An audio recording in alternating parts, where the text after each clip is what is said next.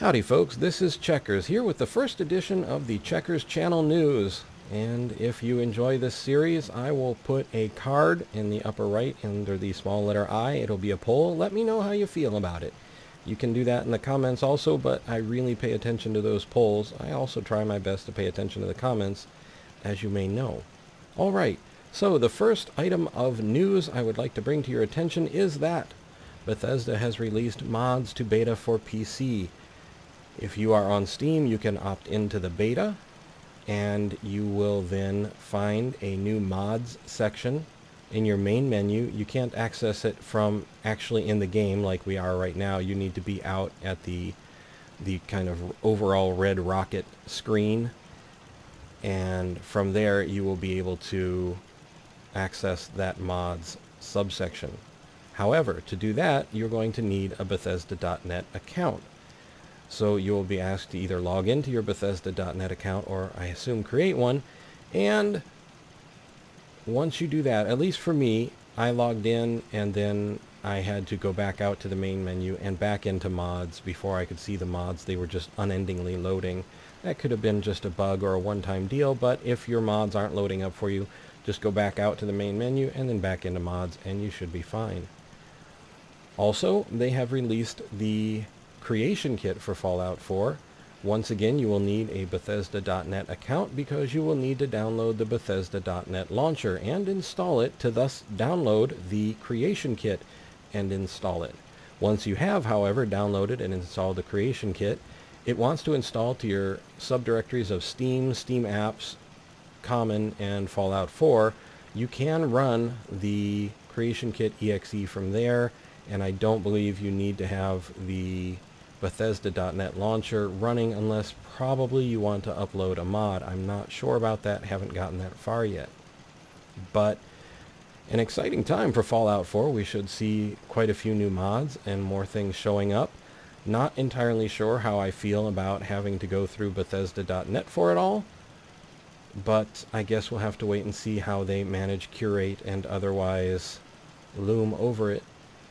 Not to say that they're bad folks, but, you know, anytime you insert a layer of control like that, well, it can make things more complicated. Moving right along, I should add a second bit of news to this. I may be a bit slower over the next week or so than I may normally be. In other words, I may not be quite as quick to answer comments, and I may not have quite as many videos coming out as I have occasionally in the past. I am a bit injured and in some pain, and there's really not much I can do about it except to tough it out and hope that once I've toughed it all out, I will be back up to full speed, and of course I will do my best for that. In the meantime, I am also trying to do my best to make sure that the series that should be up on any given day is up. So Fallout 4 should be up on Fridays and Sundays. Skyrim should be up on Saturdays and Mondays. Far Cry Primal should be up on Tuesdays and Thursdays, and XCOM 2 should be up on Wednesdays. And when things go really well, Stardew Valley joins XCOM 2 on Wednesday. So all of that I'm trying very hard to make sure are there on the channel in these upcoming days, and as many extra videos like even this one here that I can do in the meantime, I will do my best to do. And yeah, there's that. And if you're wondering about Battlezone 98, it's just a game that I really love, and I'm trying to see if I'm experimenting with trying to get as many of the Battlezone 98 missions out in Let's Play to see if I can finish it. Is it better to do it that way, or is it better to go with the scheduled every few days series sort of format? So that's sort of an experiment that I'm running.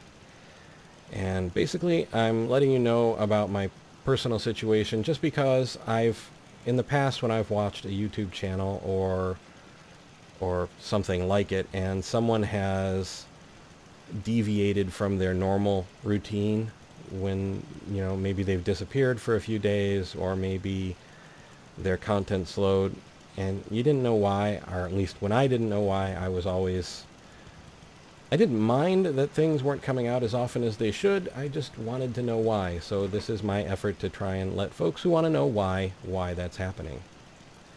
So, with that, let's call an end to the first edition of the Checkers Channel News.